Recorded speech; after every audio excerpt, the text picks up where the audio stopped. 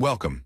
Today we dive into a story that reshapes everything you thought you knew about aerial combat during World War II. We're uncovering how a seemingly awkward heavy aircraft, nicknamed the Flying Milk Bottles, suddenly transformed the skies, challenging the mightiest fighters of the era. Imagine a tense dawn over occupied France, where a veteran German pilot smirks at the sluggish climb of unfamiliar American planes, unaware that these clumsy fighters harbor the deadliest firepower yet devised. How did those massive engines with over 2,000 horsepower turn these aircraft into flying juggernauts? Could a design rushed into production in panic actually rewrite the rules of aerial warfare? And what secret weapon, hidden beneath their bulky frames, made the P-47 Thunderbolt an unstoppable force? From the first combat debut of these milk bottles to their rise as the symbol of resilience and terror, all the pieces of this extraordinary story are linked by one haunting question. What truly changed in the skies that day in April 1943?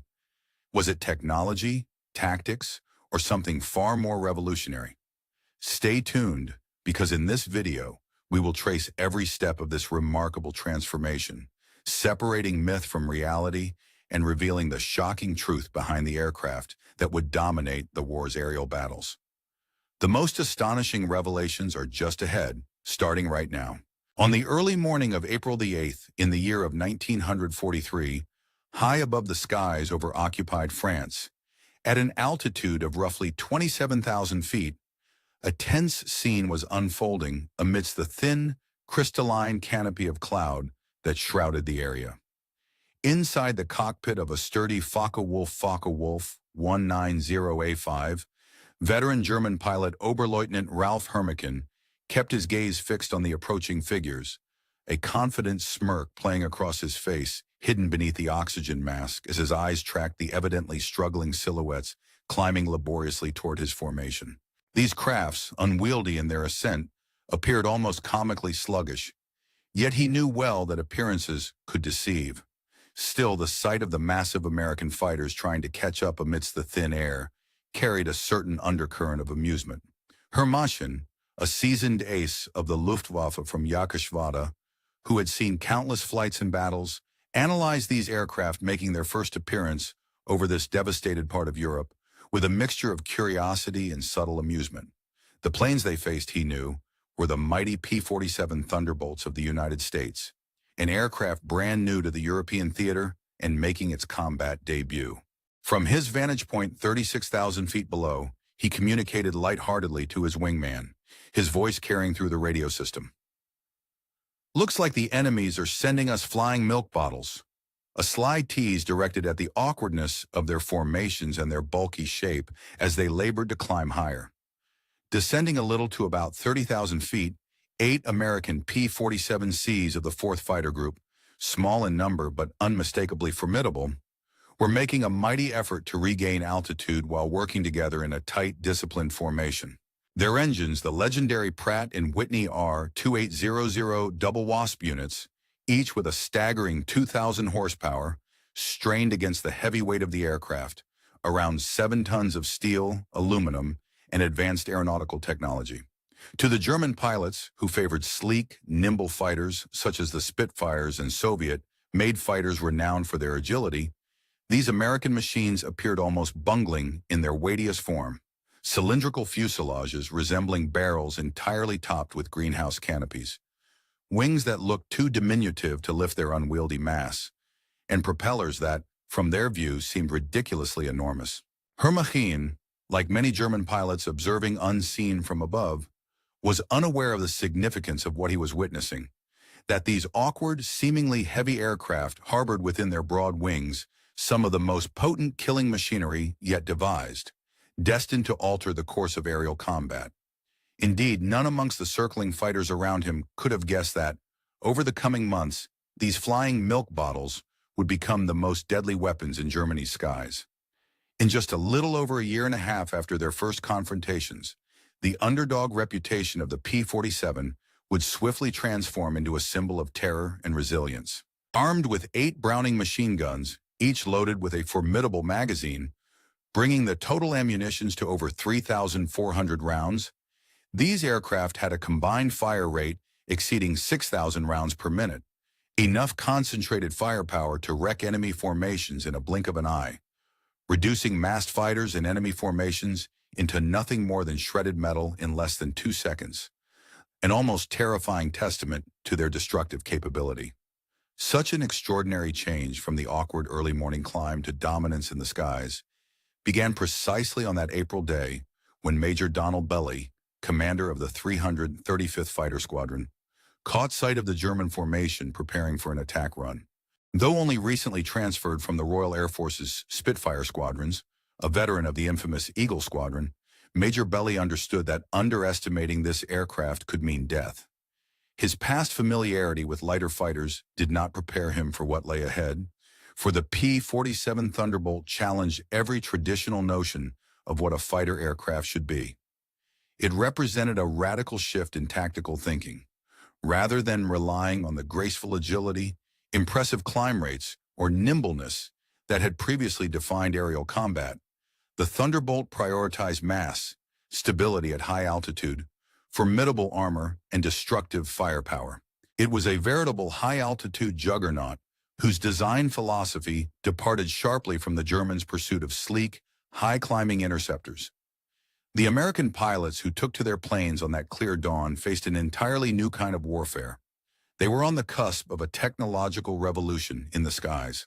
Throughout that morning over France, with about 56 American fighters aloft, many rookies freshly assigned to the theater, myriads of legends in the making would take shape, and their names, which would one day evoke dread in the hearts of Luftwaffe pilots, were yet unsigned on the record. But at that moment in the decade that followed, the realms of aircraft performance saw a remarkable convergence, where the interplay of raw power and refined engineering culminated in an unequaled dominance over the skies. Imagine the transformation of German pilots' confidence, once they found their laughter quickly replaced by real terror, as they realized just how devastatingly effective the synchronized Browning machine guns could be against an aircraft flying at mere 400 yards. This was no ordinary machine. It was the emergence in the spring of 1941 of a fighter that would redefine what was deemed possible in aerial combat. It all began amid the chaos of June 1940, when the world was polarization in the skies above occupied France. The Republic Fort Thunderbolt, originally rushed into development amid a wave of panic, was born amidst frantic urgency. Its chief designer, Alexander Kartvay, a Georgian-born visionary working for Republic Aviation, was tasked by the U.S. Army Air Corps with creating an interceptor capable of blitzing high over enemy territory and matching the performance of the Luftwaffe's best challenges. What Kartvay produced, however, was something far more formidable than a high-altitude Harrier. It was a behemoth that shattered the very limits of existing aircraft design, inspiring a mixture of awe and fear in those who saw it for the first time. At its first flight on May 6, 1941, the XP-47B prototype stunned all who gazed upon its form and fledgling wings. When sitting empty, it weighed in at approximately 9,900 pounds, about 65% heavier than the earlier P-43 Lancer, its predecessor. Its large, bulky frame was dominated by a mass of turbo-supercharger ducts that snaked through its fuselage, giving the aircraft a very distinctive, almost overwhelming appearance, one that seemed almost pregnant with power. Test pilots approaching it for the first time often reacted with skepticism and disbelief. A common inquiry was simply, does this thing actually fly? The answer was a resounding yes. Not only did it fly, but it transformed high-altitude combat, mastering the stratosphere with an ease that stunned everyone. The secret to its extraordinary capabilities sat underneath an enormous engine. The Pratt & Whitney R2800 Double Wasp, an 18-cylinder radial powerhouse, capable of delivering an impressive 2,000 horsepower. Put into context, this mighty radial engine powered the aircraft to perform consistently at altitudes as high as 27,000 feet, a feat that no German fighter could equal as their aircraft struggled and gasped for air in the thin atmosphere. This perfection was achieved through an innovative turbo supercharger, which utilized exhaust gases to compress incoming air, ensuring the Thunderbolt maintained full performative thrust at altitudes where traditional superchargers' performance drastically deteriorated. It was this technological marvel that gave the Thunderbolt a unique edge. The ability to uphold sea-level power at heights where opposing fighters slowed and struggled. However, not all reception to the Thunderbolt was immediate acclaim. For Commander Hubert Hub Zieckau, leader of the 46th Fighter Group Training Unit at Bridgeport, Connecticut, the aircraft initially appeared less than ideal. His unit experienced steep losses, losing 18 pilots and 41 aircraft just in training between the early fall of 1942 and the cold winter of the following January. The aircraft's destructive potential was hidden beneath a rough exterior. Its propensity to ground loop on landing, torque roll during takeoff, and the heady, almost reckless enthusiasm with which it danced through its early flights. Pilots encountered phenomena such as compressibility, a situation where shock waves froze their controls, leaving the aircraft momentarily unresponsive, giving early crews quite a harrowing experience. Yet amid these initial frustrations and setbacks, those who persevered unlocked an extraordinary marvel of aeronautic engineering. One such hero was Lieutenant Robert Johnson, a humble farm boy from Oklahoma, who would rise to fame as one of America's most renowned aces with a tally of 27 aerial victories. For Johnson, his inaugural flight in the Thunderbolt was an experience so intense that it seemed akin to harnessing a locomotive beneath his hands. Describing it later, he said, "You didn't really fly it, you just aimed it." The power was unbelievable. And indeed, he was correct. The Thunderbolt was a creature powered by an unrelenting force. So potent, in fact, that early pilots described it as if they had become an extension of a hellish beast, rumbling and roaring through the clouds with ferocious might. When the combat campaigns in the spring and early summer of 1943 commenced, these aircraft's shortcomings in agility became painfully apparent, a stark reflection of their immense size and weight. The P-47s, despite their armored robustness and firepower, simply didn't turn or climb as nimbly as the nimble fighters of the Luftwaffe, such as the Focke-Wulf 190 or the Messerschmitt 109. Their handling characteristics, especially at medium altitudes, forced the German pilots to quickly adapt offensive tactics. They had begun calling them targets, easy, fat targets posing as warriors. The previous assumptions about the resilience of American aircraft seemed to be soundly disputed by the stark reality of the statistics. During their initial month of operational engagement, the American fighter group suffered the loss of 14 Thunderbolts, a formidable fighter plane, yet the German fighters claimed only 3 confirmed kills. The aerial observers from the Royal Air Force, watching intently from their Spitfire squadrons, discreetly hinted that the Americans might want to reassess their choice of aircraft mounts, suggesting perhaps that their planes were not as invulnerable as they believed. British pilots, often in jest, would recall that the most effective avoidance maneuver in a P-47 Thunderbolt was to unbuckle and simply bolt out of the roomy cockpit, given its design made swift, evasive action less feasible than with sleeker aircraft. Yet amidst all this, something puzzling was unfolding in those early dogfights, a phenomenon that German military intelligence overlooked at first, but which would later prove to be significant. Many P-47s that were shot down had endured extraordinary punishment before finally succumbing. For instance, one aircraft notably returned from a combat mission on May the 4th, besieged by 21 cannon holes and more than 100 hits from machine guns. Injuries that would have obliterated lighter, more fragile fighters like the Spitfire or Messerschmitt. The P-47's robust radial engine was less vulnerable to damage, lacking the fragile liquid-cooled systems that were a liability in quick-shattering hits. This engine, with its massive volume and sturdy construction, shrugged off enemy fire that would have otherwise left a liquid-cooled fighter halted. More crucially, when the P-47 finally decided to unleash its own destructive capabilities, the effects could be devastating. The Thunderbolt's formidable weapons array forged an area of destruction so intense that German pilots, unacquainted with such sustained, concentrated firepower, quickly realized they had entered an entirely new kind of danger zone. Unlike earlier fighters equipped with rifle-caliber weapons or limited ammunition cannon, the American fighters could sustain continuous fire for a solid 30 seconds, an eternity in the immediacy of aerial combat, allowing for deadly, relentless assaults that could tear enemy aircraft apart with ease. This transformation in battle dynamics was set in motion on June the 26th 1943, in an engagement above the skies of Dieppe, France. It involves Second Lieutenant Robert S. Johnson serving with the 61st Fighter Squadron, and the fight he would become famous for, a legendary encounter still recounted with equal parts admiration and astonishment from both sides. Johnson's squadron of 48 P-47 Thunderbolts had been returning from escort duty when they suddenly found themselves subjected to a fierce German attack. They were intercepted and mauled by 16 Focke-Wulf 19-0 fighters from the 2nd Staffel, led by Wilhelm Ferdinand Galan, the younger brother of the renowned General Adolf Galan. The Germans executed their attack flawlessly, diving from the rays of the sun at staggering speed, catching the American formation completely off guard. Johnson, flying at the rear of the formation in his Thunderbolt, was immediately caught in the crossfire of multiple attacking aircraft and sustained catastrophic damage right from the initial seconds of engagement. Explosive shells of guttural 2,020 mm caliber detonated all across his aircraft, smashing through armor and leaving wreckage in their wake. The canopy shattered into splinters. Hydraulic fluid flooded the cockpit, its formation mimicking a turbulent storm.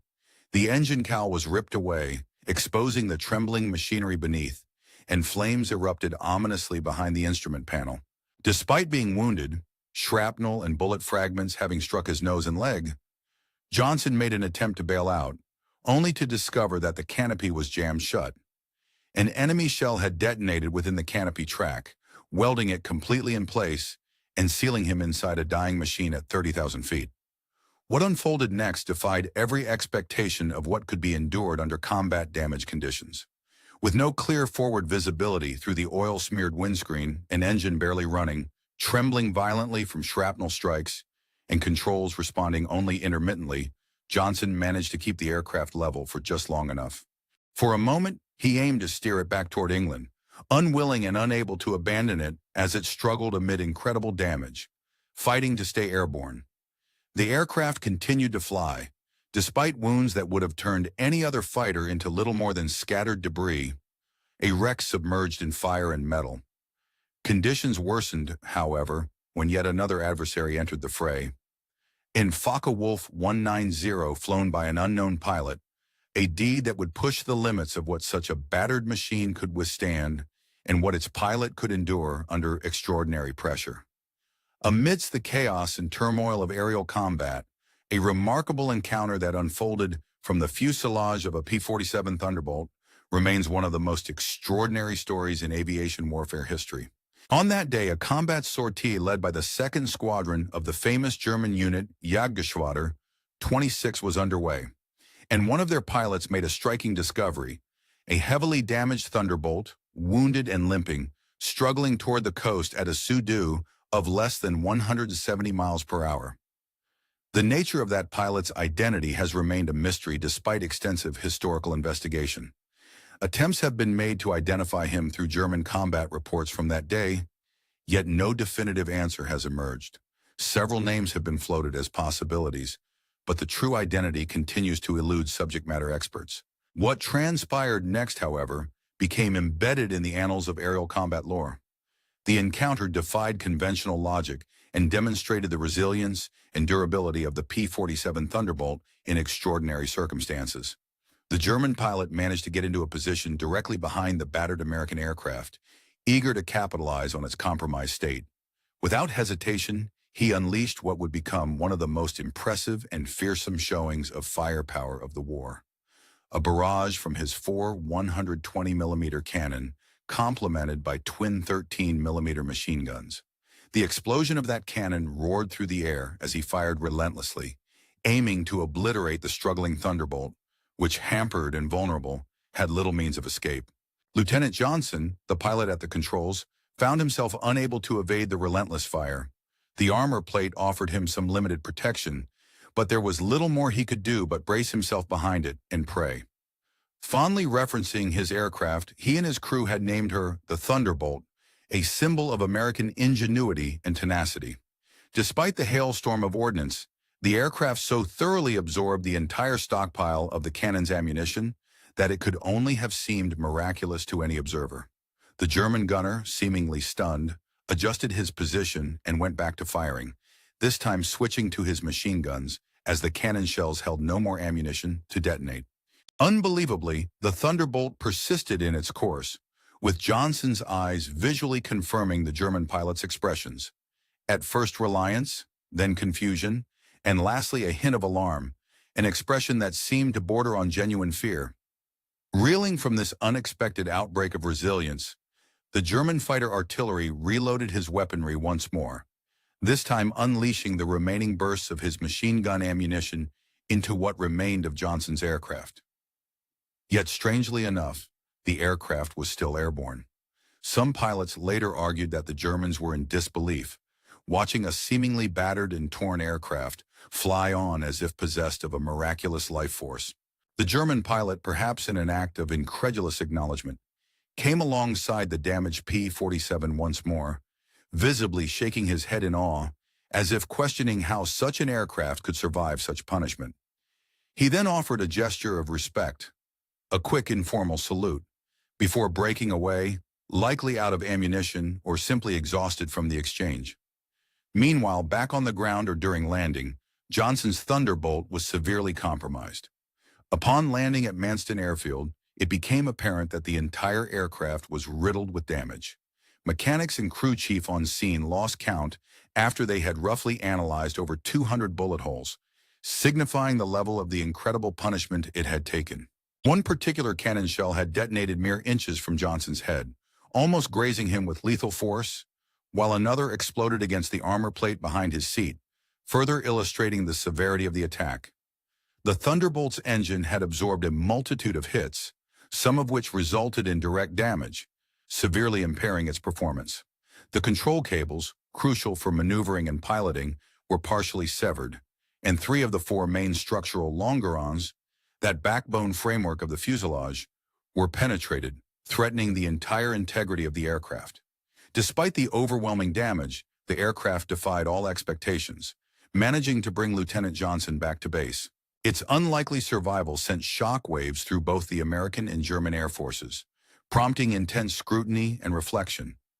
American engineers, examining the wreckage up close, recognized that they had grossly underestimated the robustness and resilience of the P-47 Thunderbolt. The reports from German combat pilots and the physical evidence gathered from the wreckage underscored that the aircraft could withstand punishment that theoreticians and manufacturers had previously believed was potentially fatal. Yet even as the combat reports circulated, some skeptical German intelligence units initially refused to accept the validity of the combat account they received. Receiving reports from the second section of Jagdgeschwader 26, they looked skeptically at claims suggesting that an aircraft could endure so much damage and still continue to function. However, multiple credible pilots reaffirmed the account, describing how their formidable opponent, heavily battered and torn, had, during the intense aerial combat of traditional dogfights, the P-47 Thunderbolt formations would ascend dramatically to altitudes reaching 30,000 feet, a height at which German fighters found themselves largely ineffective.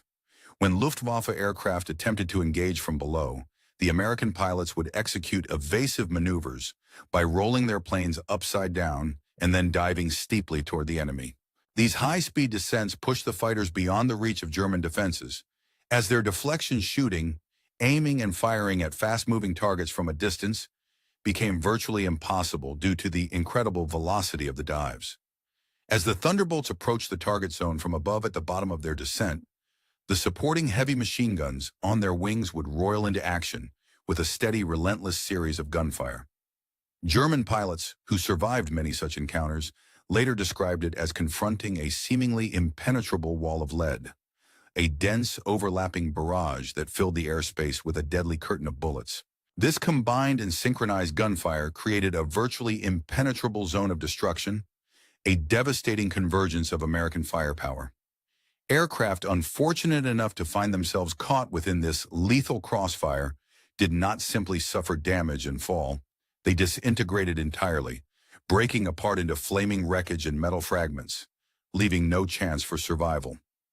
The true magnitude of American air power was revealed during a significant operation on August 17, dawn of the year 1943, when a daring dual attack was executed over the cities of Schwinderut and Regensburg in Germany. These missions represented the deepest penetration into German territory attempted up to that point in the war, showcasing both the capabilities and the stark limitations of the P-47 Thunderbolt. Despite its formidable firepower and the use of additional fuel tanks, called drop tanks, which extended its operational range, the aircraft's finite distance unaided in long-range strikes was evident. Nonetheless, when these planes were employed with precision and proper tactics, their lethal potential was beyond question. Leading the intensity of this effort was Major David Schilling, commander of the 62nd Fighter Squadron. During the assault, his squadron came upon a formation of German Messerschmitt 110 destroyer aircraft, fighter planes that were specifically designed for and tasked with the destruction of B-17 bombers. These twin-engine fighters boasted substantial armament, including heavy cannon and rockets, making them some of the most formidable enemy aircraft encountered. German experts had designed these fighters precisely to counter the American heavy bombers with specialized firefighting capabilities, although their maneuverability was comparatively limited. Schilling's team, consisting of 4 Thunderbolts, swooped in from an altitude of upward of 28,000 feet, executing attack dives with lethal intent and precision. A German gunner, a crew member in one of the Messerschmitt 100s, who managed to survive against all odds, later recounted his harrowing experience during interrogations. He described the onslaught with vivid detail. The American fighters descended from the heavens like hammer blows, he said, emphasizing their overwhelming and almost violent arrival. He recounted opening fire at approximately 800 meters, noting excellent hits that struck the wing of the attacking P-47. Despite this barrage, the heroic German gunner observed that the American aircraft did not wobble appreciably under fire, illustrating the resilience and robust construction of their fighter planes. Then he witnessed the moment of destruction, the formation of American fighters firing en masse. The enemy aircraft directly ahead of him erupted into fragments, destroyed not just by becoming shot down, but disintegrating spectacularly. Wings torn away from fuselage, tails abruptly severed, and the crew compartment shredded into a cascade of metal shrapnel. In the span of merely 2 seconds, one of these German fighters was reduced to pieces, unrecognizable and utterly obliterated. Within less than a minute, the German forces saw 8 Messerschmitt 110 Messerschmitt 110s destroyed. Magnificent and devastating displays of conventional fighter tactics overwhelmed by American firepower.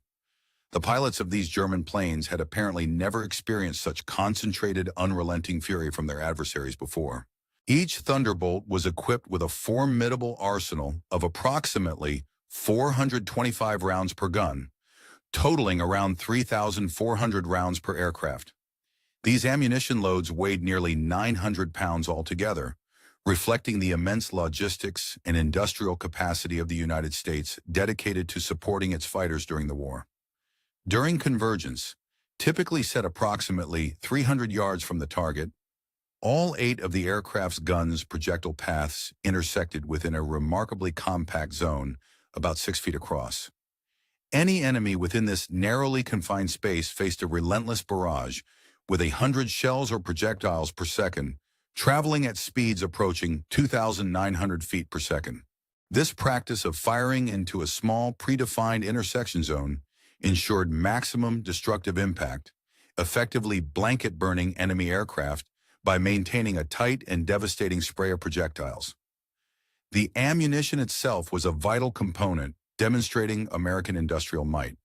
While as soldiers and pilots continued to confront the brutal realities of aerial combat during the war, a startling discovery about the P-47 Thunderbolt gradually emerged, revealing a stark contrast in performance that was influenced heavily by altitude. Its impressive capabilities at higher elevations became a critical factor that European pilots, especially Germans, found increasingly challenging to counter. The secret lay in the P-47's turbo-supercharged engine, specifically the mighty Double Wasp power plant, which maintained its rated power output all the way up to 30,000 feet. This was a significant advantage in the thin air found at such heights, allowing the P-47 to excel in operating at altitudes where many other aircraft faced severe performance degradation. In stark contrast, German fighters of the Luftwaffe, which relied predominantly on mechanical superchargers, either single-stage or two-stage systems, began to suffer as the altitude increased beyond 25,000 feet. The mechanical superchargers, while effective at medium altitudes, lacked the capability to sustain high power in the thinner atmosphere encountered at higher altitudes, leading to a sharp decline in the performance such aircraft could muster. This technological shortcoming would prove fateful for many German pilots pitted against the formidable Thunderbolt. One of the most devastating demonstrations of this disparity played out on October 8th in the year 1943, involving Germany's most decorated ace, Hans Philipp, a pilot who had amassed an astonishing tally of 206 victories across numerous combat missions on both Eastern and Western fronts. On that day, while leading his Jagdgeschwader squadron's attack against a formation of American B-17 Flying Fortress bombers over Bremen, commanding his Focke-Wulf FW-190A6 at roughly 28,000 feet, Philipp's aircraft suddenly experienced a troubling loss of responsiveness. The thin air at this altitude hampered his aircraft's engine, a BMW 801, which, despite its reputation, was essentially gasping for oxygen almost 6 miles above the ground. An environment that's absolutely unforgiving to piston engines designed for reasonably denser atmospheres. Meanwhile, American fighters from the 66th Fighter Group, operating at around 32,000 feet, engaged the German formation with deadly precision. From that high perch, the pilots of the P-47s, those fierce and heavily armored flying behemoths, staged a sudden aggressive attack. The P-47s began their assault by diving rapidly from their lofty stations, reducing the gap swiftly and setting the stage for an onslaught. Among these American pilots was Robert Johnson, a seasoned combat veteran on his pathway to becoming an ace. When he spotted Philipp's aircraft, adorned with distinctive nose art depicting a fearsome, exaggerated wolf-like creature, a symbol of its squadron, he observed the enemy aircraft's inertia and sluggishness caused by altitude and mechanical limitations. Johnson's combat report was precise, almost clinical, as he described how he opened fire at a mere 300 yards distance with a 30-degree deflection angle. Bullet strikes quickly joined the attack, tearing along the aircraft's fuselage from nose to tail. Witnesses later confirmed that the German aircraft erupted into a fiery explosion, disintegrating amidst a cloud of smoke and debris. No parachute descents were observed from what was left of Philipp's machine, confirming the grim reality of aerial combat's lethal stakes. The death of Philipp, a renowned ace who had survived in more than 500 combat missions on the Eastern and Western fronts, reverberated through the Luftwaffe's high command like thunderclaps of shock and dismay. His exemplary record had earned him deep respect among the German pilots, so his sudden demise in a confrontation, now highlighting the superiority of the American Thunderbolt, caused a ripple of concern and uncertainty. If such a seasoned and experienced pilot could fall victim to the American fighters under these circumstances, it raised serious doubts about the survivability of even the most skilled German aviators when faced with the now seemingly unstoppable P-47. In response, the highest levels of authority within the German military, Reich Marshal Hermann Göring himself, ordered an urgent, comprehensive investigation into the capabilities of the Thunderbolt, especially focusing on what made it such a formidable foe.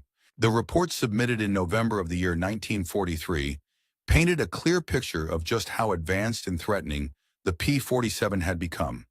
Its service ceiling had been officially recorded as exceeding 42,000 feet, far higher than any of the German fighters, such as the Messerschmitt Bf-109 or Focke-Wulf 190, which struggled to surpass 25,000 feet.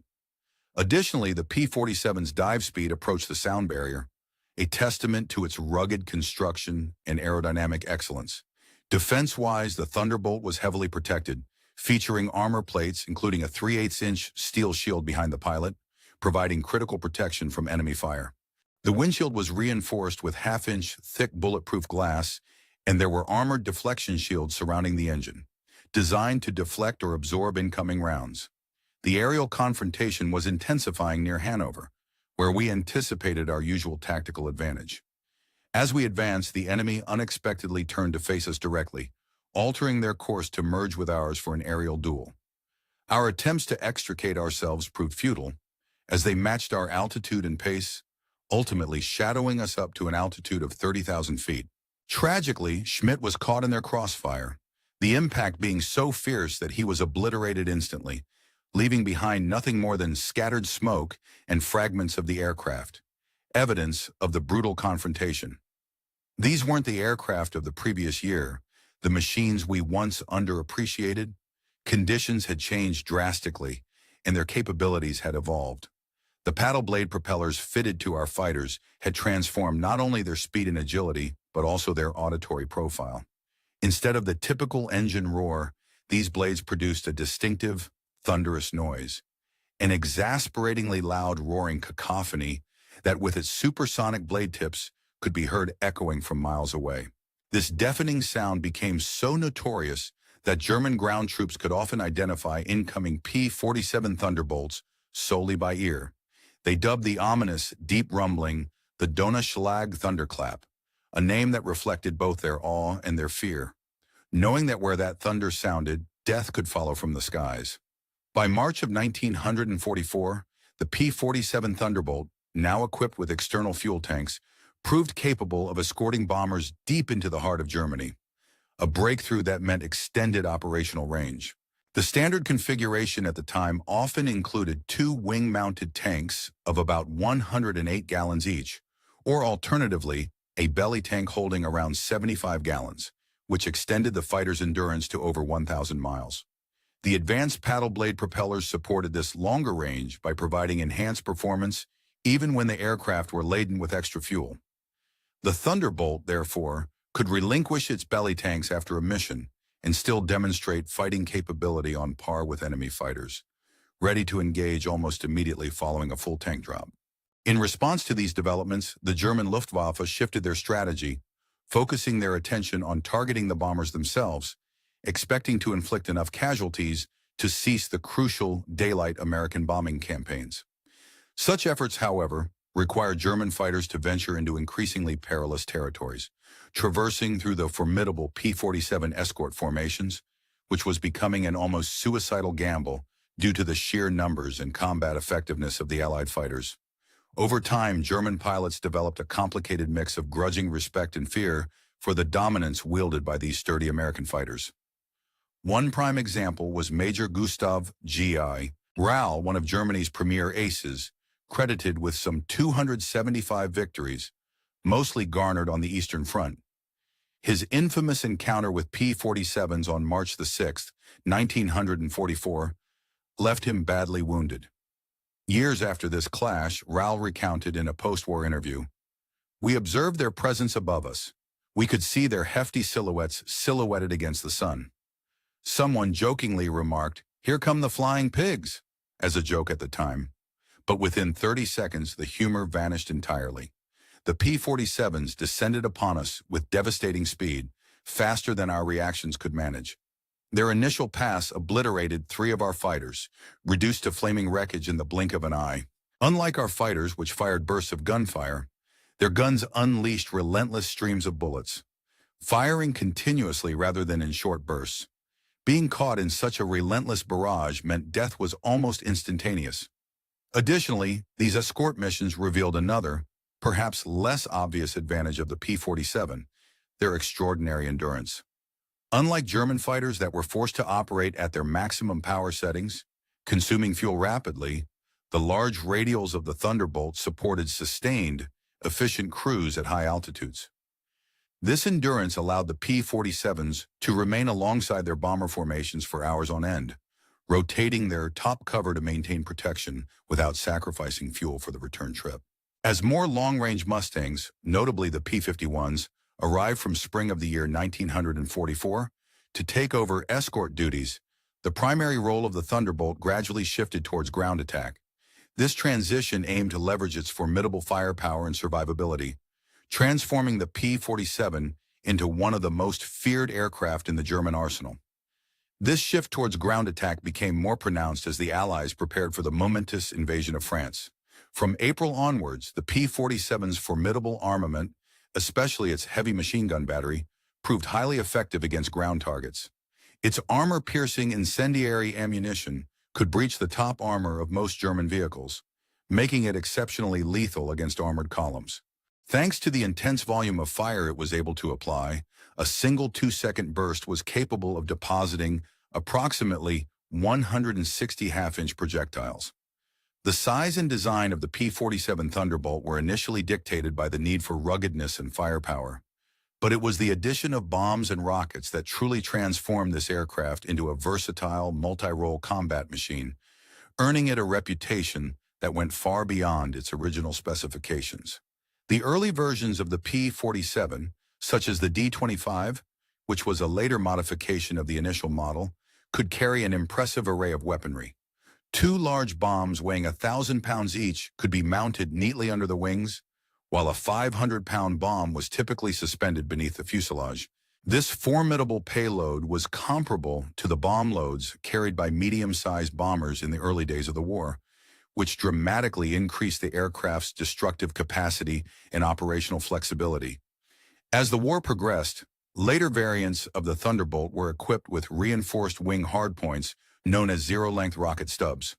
Laden with 10 high-velocity aircraft rockets, known as HVRS, each comparable in explosive power to a 55-gallon barrel of artillery shells, the P-47's destructive potential expanded further. These rockets, resembling miniature artillery projectiles, could be precisely targeted or used in area attacks, amplifying the aircraft's role beyond a mere fighter to that of a flying artillery platform capable of delivering devastating barrages in close support and ground attack missions. The personal experience of Hans von Luck, a commanding officer of the 125th Panzer Grenadier Regiment during the Normandy campaign, vividly captures the terror these aircraft could inflict in combat zones. His first-hand account describes intense encounters with the Thunderbolts, which repeatedly carried out ground attack runs at remarkably low altitudes, so low that the faces of the pilots could be seen clearly from the ground. The oral barrage was deafening, a blend of roaring engines, screaming rockets, and the relentless hammering of heavy machine guns. On one such raid, a column of Allied trucks was reduced to mere burning wreckage in a single pass, illustrating the brutal effectiveness of these strikes. The psychological impact on the soldiers below was profound. They referred to these aircraft as Jabos, a nickname derived from fighter bombers.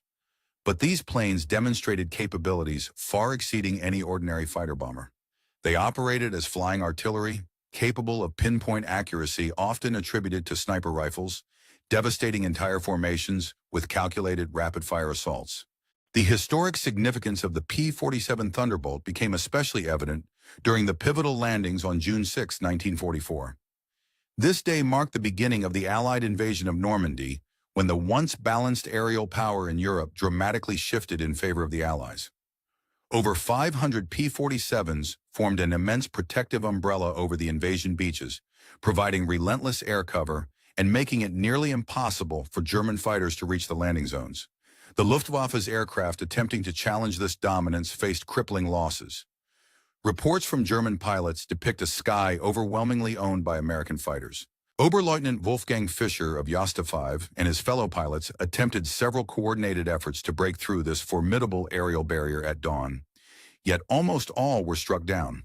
Fischer, who was one of only 3 German pilots to reach the beaches that day, vividly recounted how the sky belonged entirely to the Americans, with Thunderbolts stacked from sea level all the way up to 30,000 feet. His account described how they tried to attack at dawn.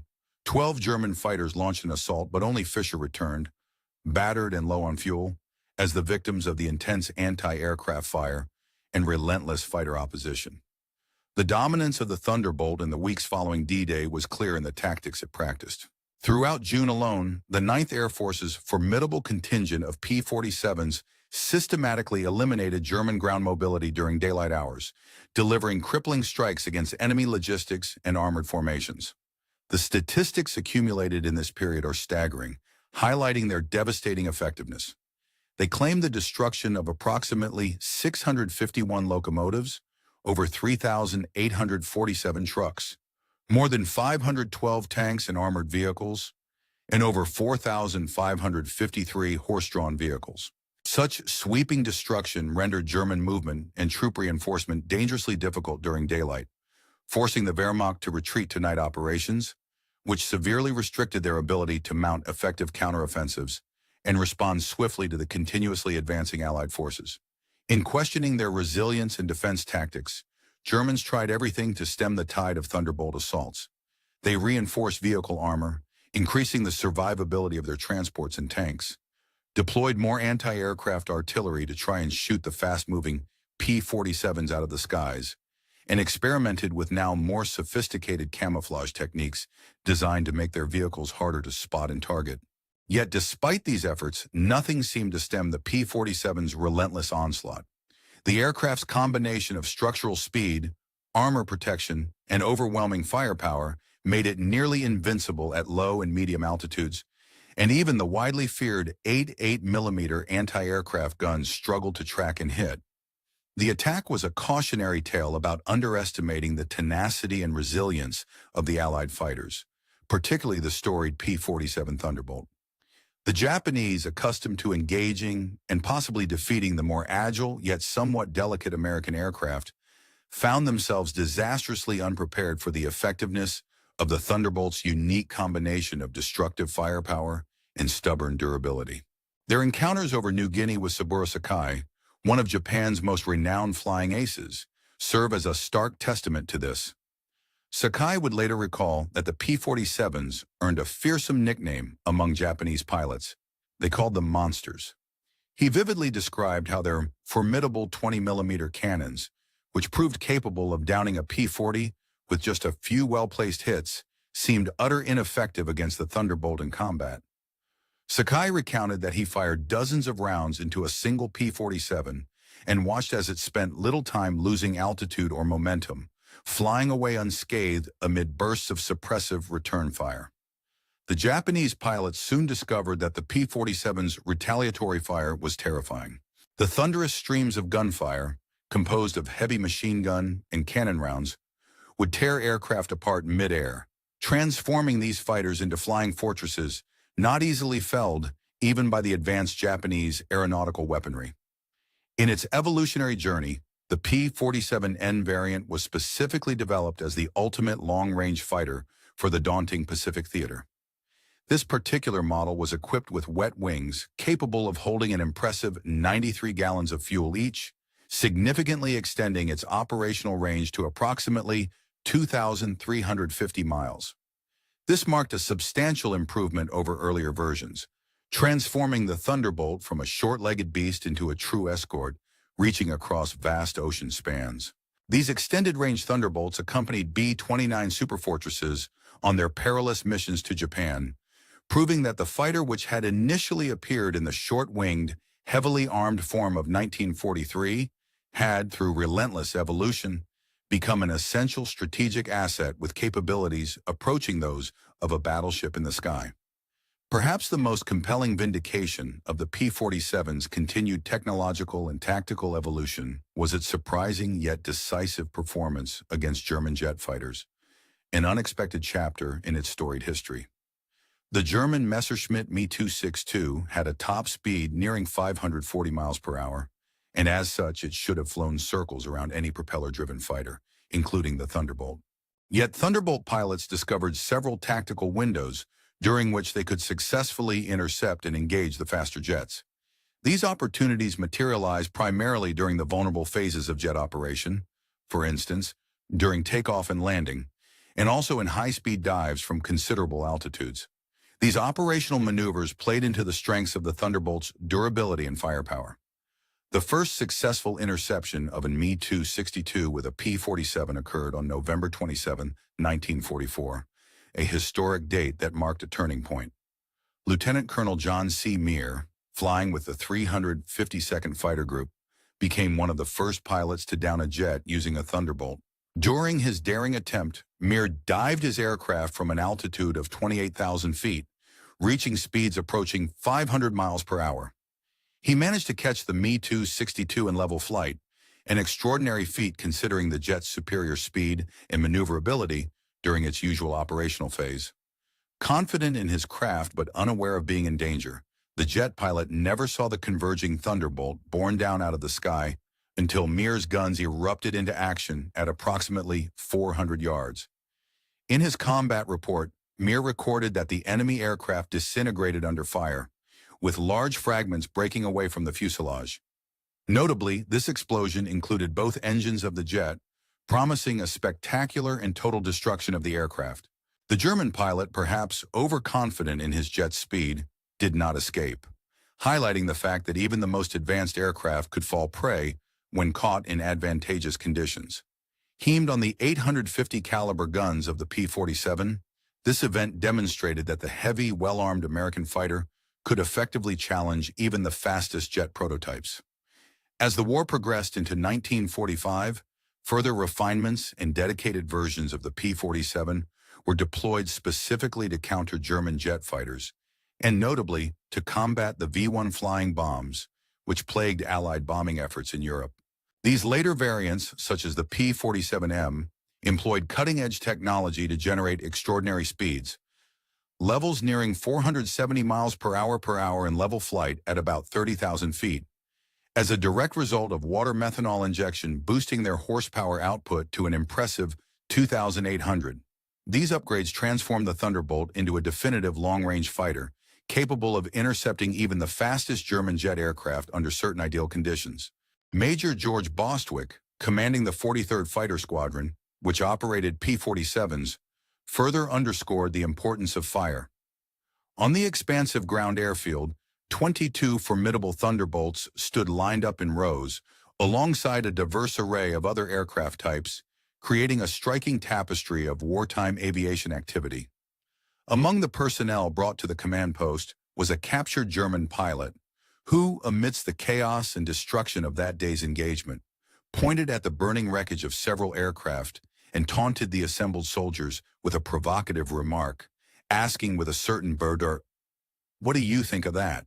Major George Brooking, a figure famed for his quick wit and unwavering resolve within the ranks of the 9th Air Force, responded in a manner that would turn into a legendary retort forever etched in military history.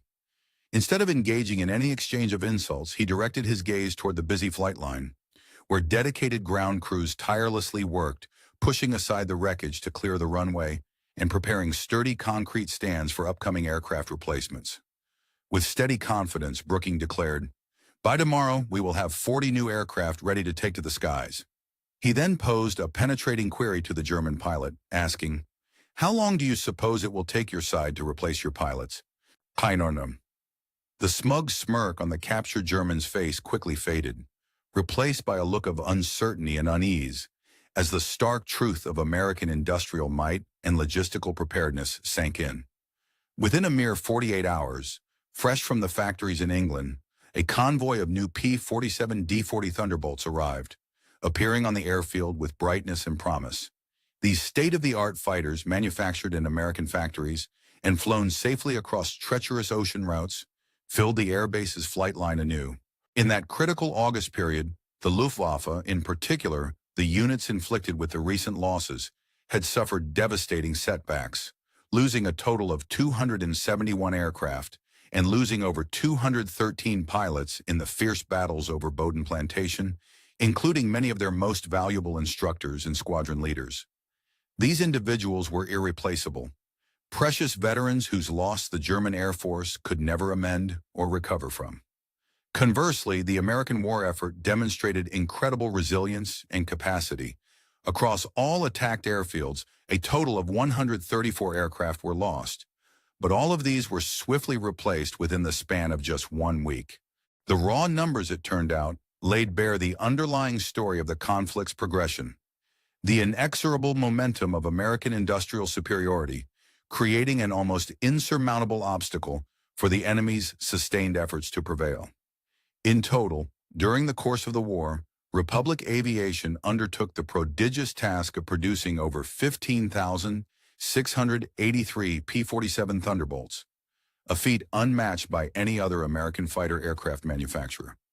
At the height of wartime production, the manufacturing facilities on Long Island, located in the community of Farmingdale, operated with relentless efficiency, an entire factory working around the clock, ceaselessly turning out, on average, 1 Thunderbolt every hour, 24 hours a day, 7 days a week. Meanwhile, in Evansville, Indiana, a city which had been transformed from an undeveloped patch of farmland established in the year 1942, the assembly lines ramped up further, culminating in a production rate of about 500 aircraft each month by the year 1944.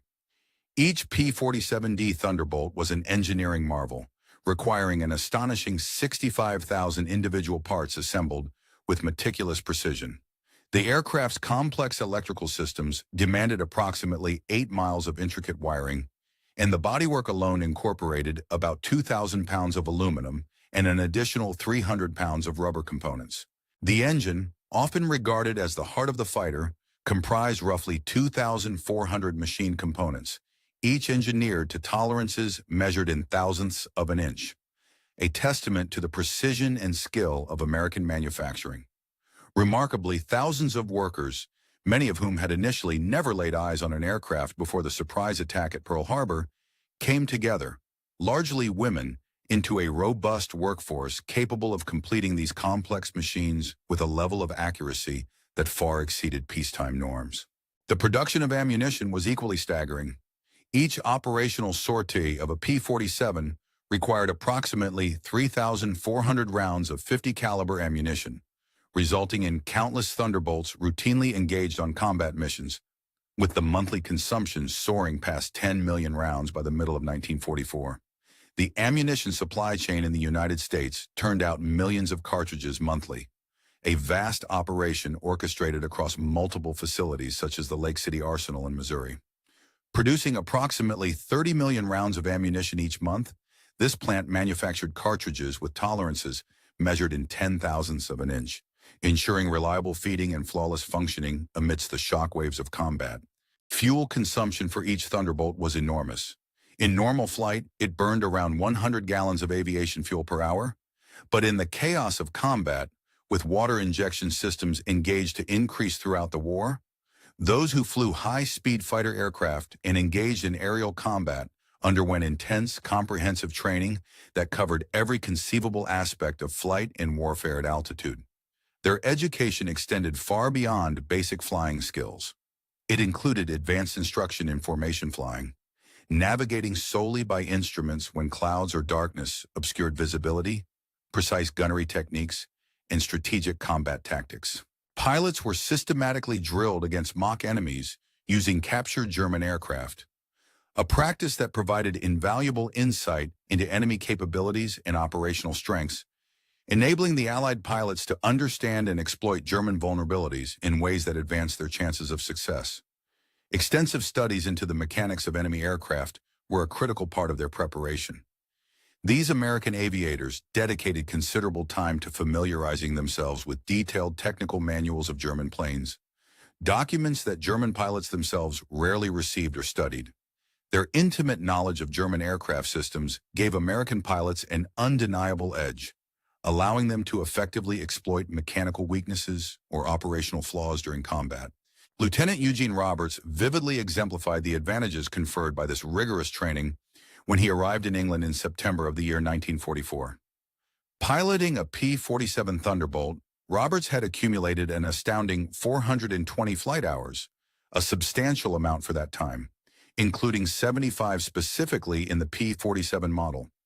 His experience encompassed lengthy sessions firing at stationary towed targets, honing his skills in deflection shooting, an advanced artillery technique for predicting lead on moving targets, and meticulous analysis of gun camera footage from actual battles, learning from real combat footage to improve his tactics and reaction times. With this extensive preparation, when Roberts' first combat mission commenced, he was fully confident and clear on what needed to be done. His opponent, a German pilot, likely possessed less than half this experience, perhaps a fraction of Roberts' total flying hours and tactical knowledge, making the engagement overwhelmingly in favor of the American pilot. It was hardly a contest between evenly matched adversaries. By contrast, in March of the year 1945, the Germans' perception of their chances and national morale had shifted dramatically. Oberstleutnant Josef Priller, a combat pilot who, just 2 years earlier, had mockingly referred to the Thunderbolt fighters as pregnant cows, was now interviewed by German propaganda officials, hoping to bolster their efforts to sustain morale among their troops and civilians.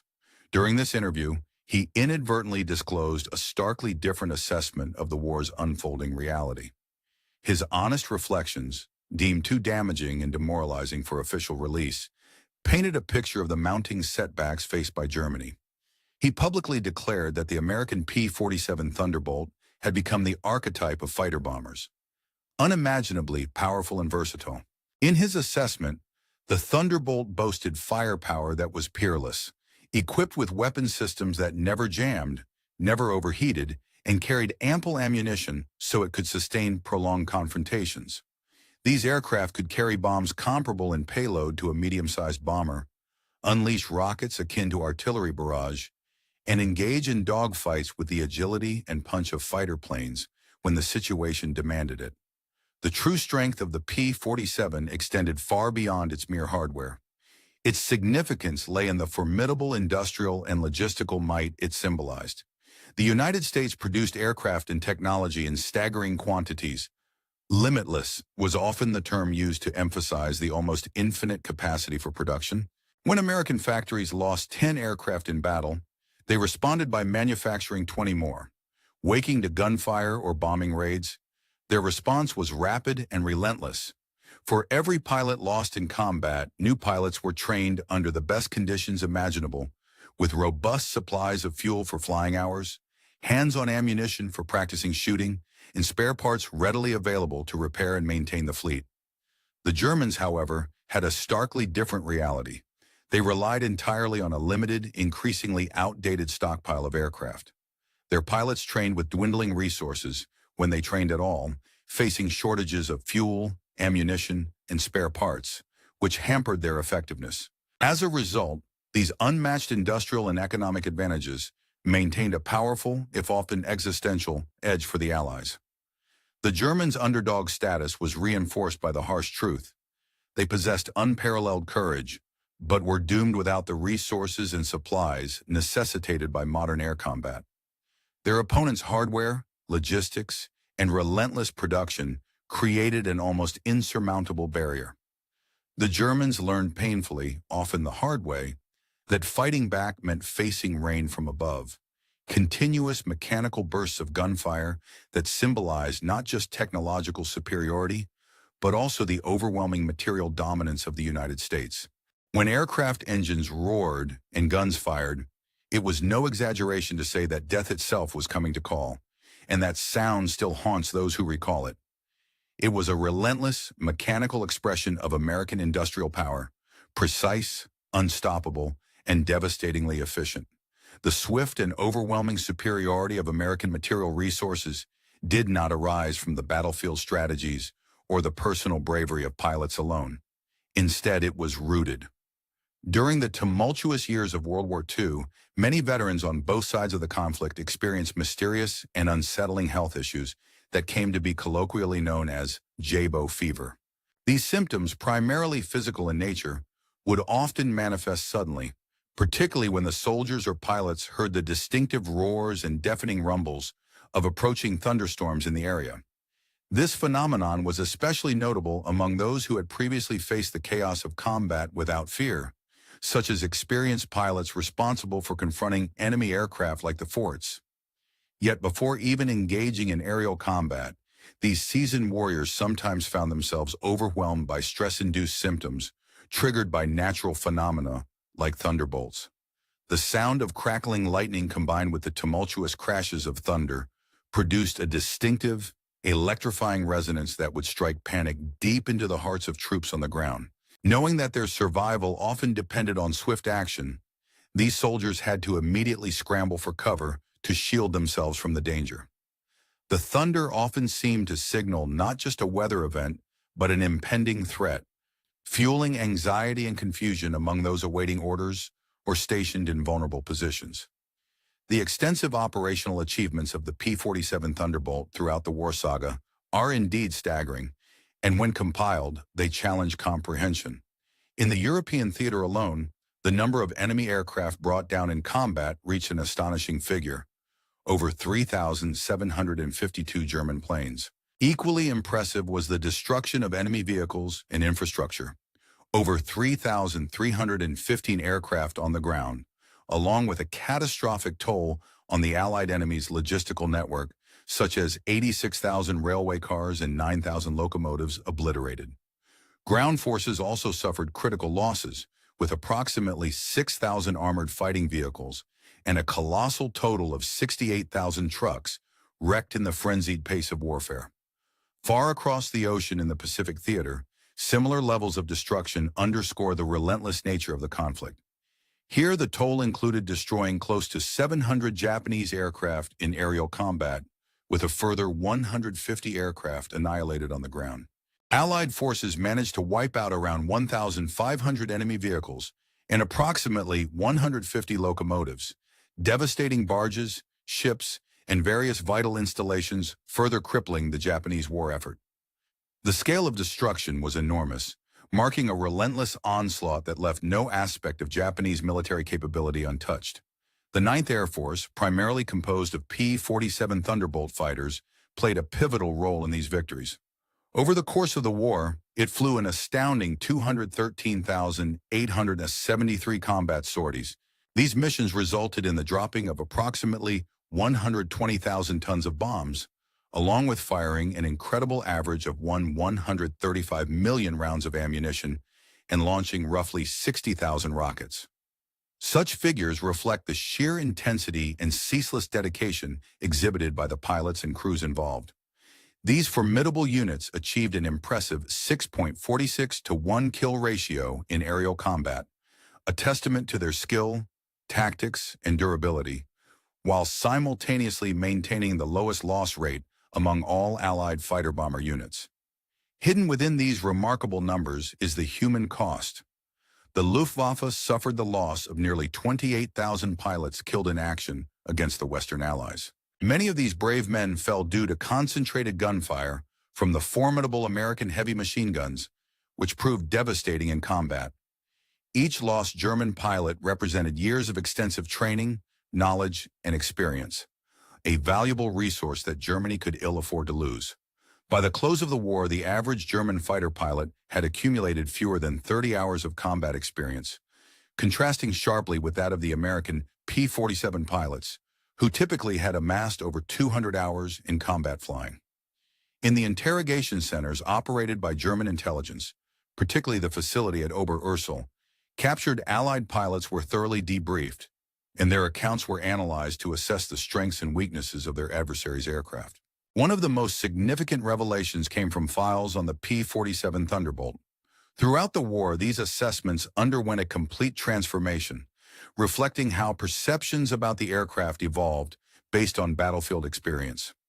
Initially, in April of the year 1943, the P-47 was described as a large, somewhat unwieldy fighter, a craft that was considered inferior to the German fighters in almost every performance category, except for its remarkable dive speed.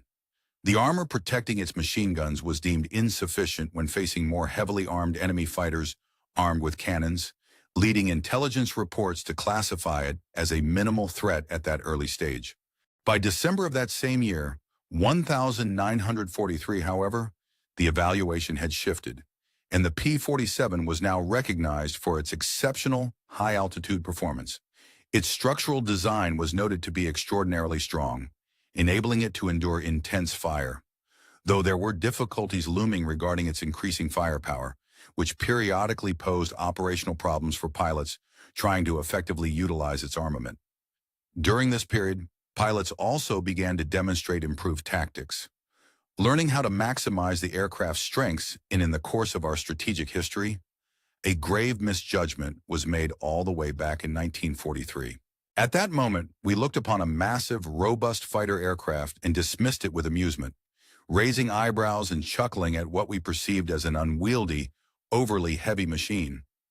Our misconception was rooted in a fundamental misunderstanding of air combat itself. We wrongly thought that the Americans, in their pursuit of aerial dominance, had simply manufactured a large bomber and labeled it a fighter, mistaking its size for inefficiency. In reality, the truth was quite the opposite. We were the ones who failed to grasp their innovation. The Americans did not attempt to replicate or refine mere European designs. Instead, they constructed a fighter explicitly engineered around several key principles. ease of mass production, formidable firepower, and a high chance of survival in hostile skies. They had the clear vision that, in a protracted war of attrition, the outcome would favor the aircraft capable of enduring harsh combat conditions while incessantly delivering heavy, destructive firepower. Their convictions proved to be well-founded, and history ultimately validated this approach. The first time I managed to fly a captured Fortress, the iconic Fortress Thunderbolt, after the war, everything suddenly fell into place. The sheer power this machine possessed was utterly breathtaking. It soared upwards with a formidable strength as if gravity itself had, forget TN, breached. Its climb performance was phenomenal, almost defying the laws of physics, as if it was tumbling back upward instead of falling downward. The cockpit environment was remarkably comfortable, offering clarity and control that awarded pilots the confidence necessary for precise flight maneuvers. Visibility from inside the cockpit was outstanding, granting an unobstructed view in all directions. The aircraft's controls responded with perfect precision, making it something closely resembling a warrior's extension, a pilot's ideal aircraft. Wrapped in armor, yet retained an agility that impressed even the most skeptical. But what struck me most profoundly was the realization of just how extensive America's industrial might had been during that war.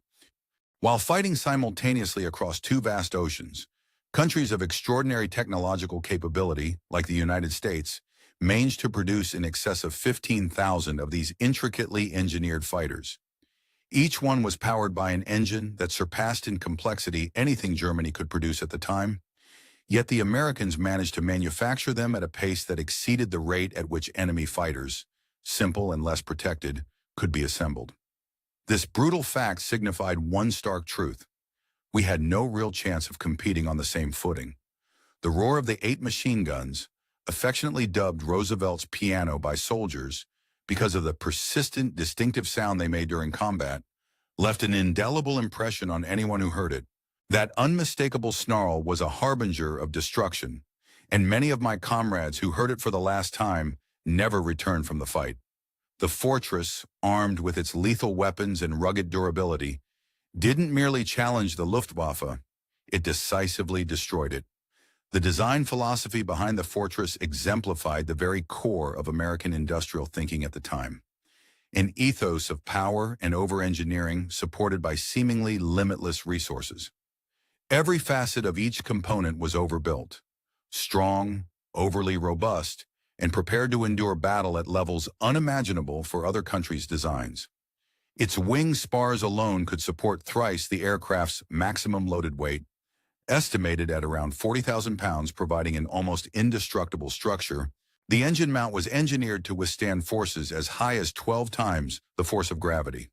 Throughout the aircraft's frame, the control cables were doubled, with automatic backup systems integrated to ensure continued operability even if one line was compromised. The ammunition feed system was itself a marvel. 8 separate boxes, each packed with 425 rounds of ammunition, fed through electric boost motors to eliminate the risk of jams during high-stress combat scenarios.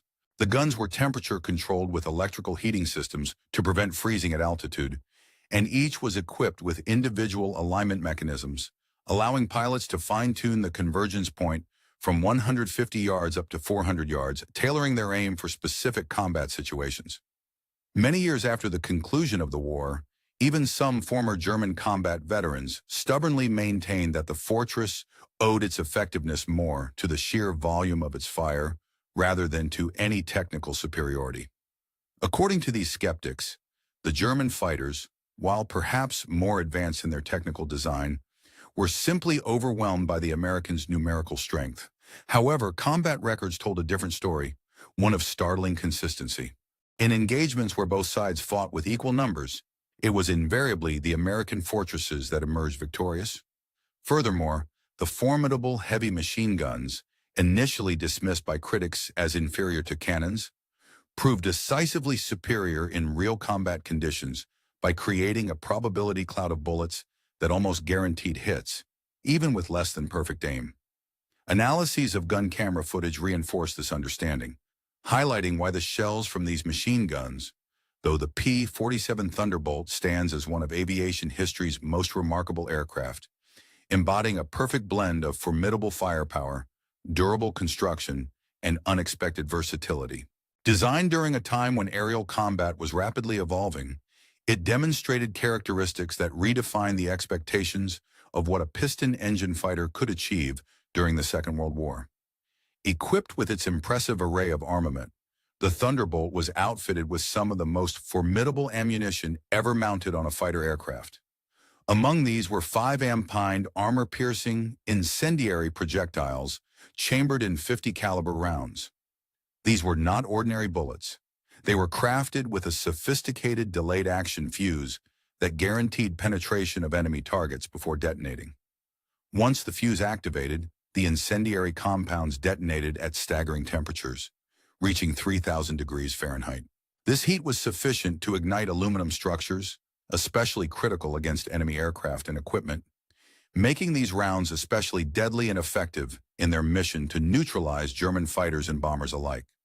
These rounds, with their deadly payloads, spurred HVAC combat scenarios where explosions and incendiaries dealt a vital blow to enemy morale and machinery. In comparison to the German 90mm shells, which weighed more often but frequently detonated upon surface contact, a fact that sometimes limited their destructive capability, the American 50 caliber incendiary rounds showed their superior design by penetrating deeply before their payload was unleashed, resulting in more consistent and devastating effects on digitally targeted adversaries. Physically, the P-47 Thunderbolt could lay claim to being the heaviest single-engine piston fighter ever mass-produced.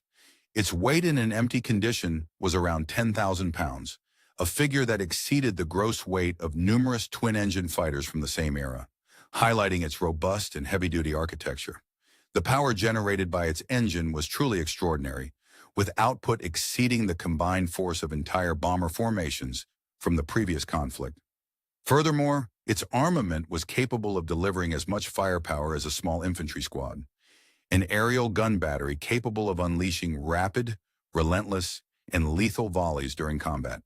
Despite this extraordinary capability, the Thunderbolt's design and production history are a testament to American ingenuity and resourcefulness. It was built in the thousands, carried into battle by young pilots, many of whom had barely stepped out of high school, while maintenance crews trained swiftly and often under combat conditions, kept these aircraft flying with remarkable efficiency. This widespread deployment signified an industrial and military effort that prioritized combat readiness and adaptability. Within less than 2 years, the perception of the P-47 among German military leaders underwent a radical transformation. What was once regarded with mockery and disdain quickly turned into something of terror. So profound was its impact that the Germans began to dread the coming of these metal juggernauts in the skies. During the decade following its introduction, the Thunderbolt ascended from an underestimated aircraft to one of the most feared and respected fighters in the Luftwaffe's entire aerial arsenal. Its reputation was cemented by repeated demonstrations of its ability to withstand tremendous abuse while delivering devastating firepower. Veterans from multiple nations who had flown and fought alongside or against aircraft like the Spitfire, Hurricane, and Soviet Yak, recalling their surroundings years after the conflict, speak of the P-47 with a hushed reverence. It inspired fear and awe that persisted long after the war ended. Today at the United States Air Force Museum in Dayton, Ohio, a meticulously restored P-47D sits among other legendary fighters from the war, its polished form telling a story of heroism and destruction, while its technical specifications and battle record adorn its placard. The more poignant narrative resides in a small display case beside it. This case contains spent .50 caliber shells and a strip of gun camera film capturing the dramatic unfolding of aerial combat, including a dogfight where a Focke-Wulf 190 disintegrated under sustained fire.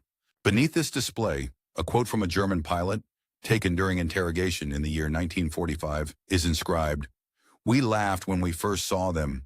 Fat, ugly American fighters that couldn't turn, couldn't climb, and couldn't fight. But the laughter stopped when we realized they didn't need to turn or climb.